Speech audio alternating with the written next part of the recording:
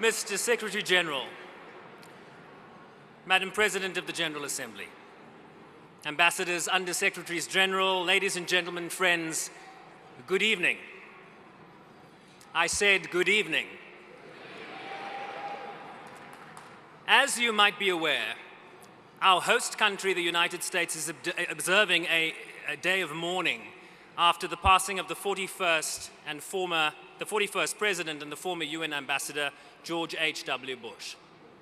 President Bush's passing comes at a time, of course, while the United Nations family is still mourning the loss of former Secretary General Kofi Annan in August of this year. So I ask you all to join me in rising in a moment to observe a moment of silence on this day of mourning for these two statesmen. A moment of silence, please.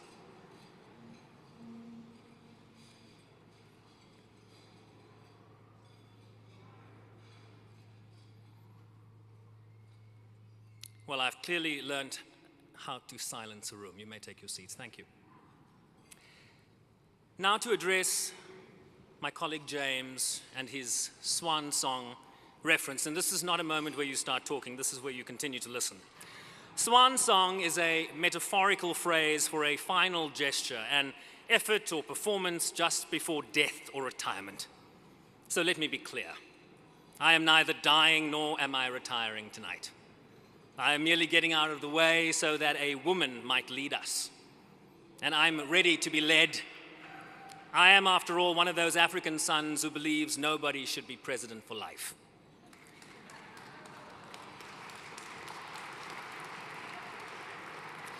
But since I'm up here and leaving my position, I guess I'm free to say what's on my mind, something that doesn't come very easily to me. You might notice that France is the only permanent 5 member of the Security Council that sent their permanent representative here tonight. Where is Ambassador Francois Delattre? Wave at me. Where are you, sir? So, Ambassador Francois Delattre, do you think it's something I said that the others didn't come? Or perhaps was it the 3 things you said?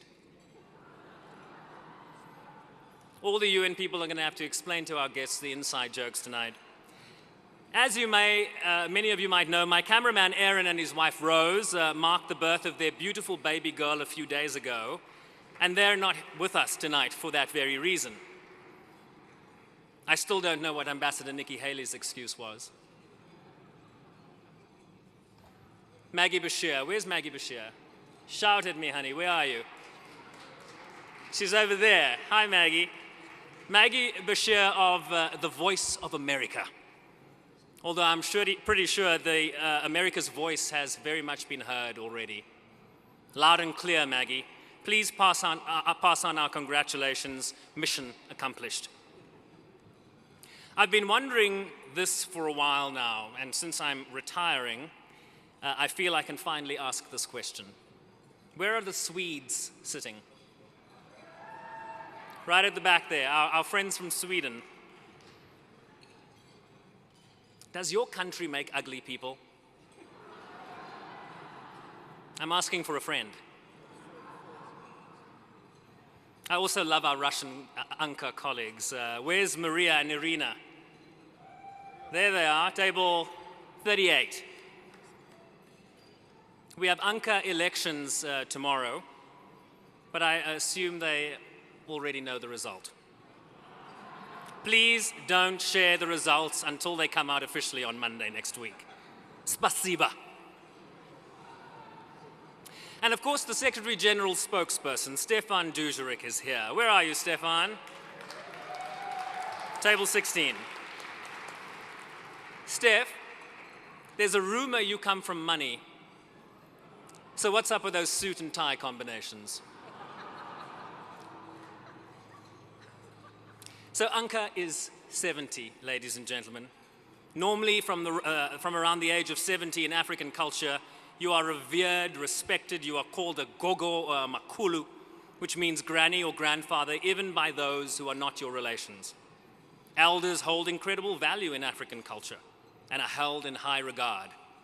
And while journalism is not the oldest profession in the world, it's been around long enough for us to appreciate its value and respect its virtue. Journalists, thank you, journalists, like the oldest professionals in the world, are not without spot or blemish. But that's no reason to leave them bloodied or beaten or even dismembered at the side of the road.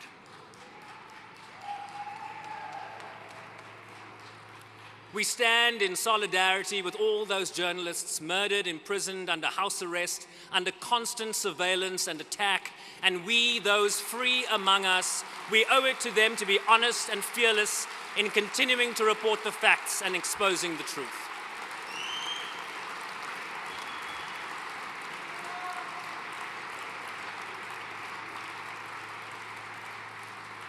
Because my gogo used to love telling me, the truth will set you free, Sherwin.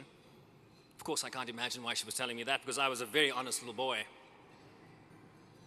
Tonight, ladies and gentlemen, we pay tribute to some of the best among us who have diligently reported on the work of this organization, from climate change and the effects of coal and pollution to the struggles of women of war, famine, and peacekeeping. Our Dag Hammarskjöld Fund for Journalists again hosted 4 journalists from developing countries for 6 weeks over the annual UN General Assembly. From India, they came from Yemen, they came from Kenya and Argentina. So our commitment to journalists from the developing countries and giving them an opportunity to be here in New York is central to our mission. We will also recognize a filmmaker and our 2 main honorees whom we are very excited to welcome to our little shindig. Also, please pick up that brochure that was placed, I think, on your seat or in your bag, that gift bag,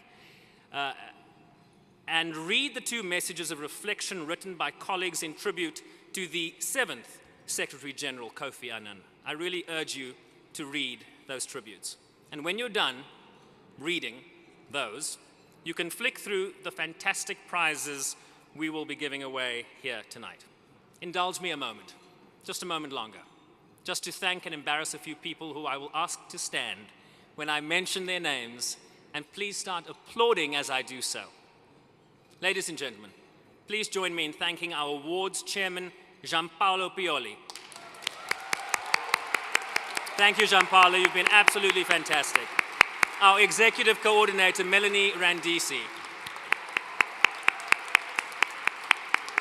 My vice president and the incoming president of ANCA, and Lady Power, Valeria Robecco.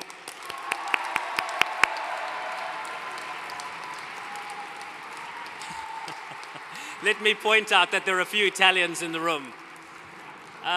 Executive ANCA members, Jean Guamard, thank you so much. Melissa Kent, where's Melissa?